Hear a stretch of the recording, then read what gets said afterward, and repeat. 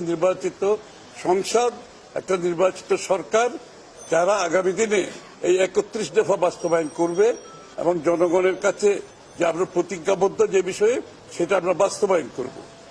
সুতরাং নির্বাচন অতি সত্বর হওয়া দরকার।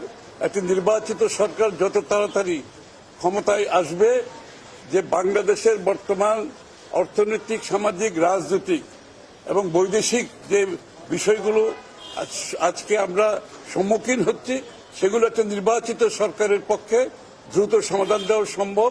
সেটা একটি সংসদ সরকারের মাধ্যমে আমাদের এই কাজগুলো করতে হবে।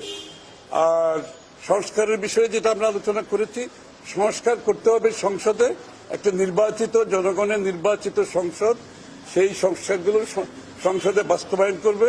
এবং আমাদের তো 31 দফা আছে, আমাদের 31 দফার বাইরেও অন্যান্য দলের নির্বাচিত, অনির্বাচিত যে সমস্ত সংস্কার প্রস্তাব আসবে সেগুলো আমরা সংসদে পেশ করব, সংসদে আলোচিত হবে।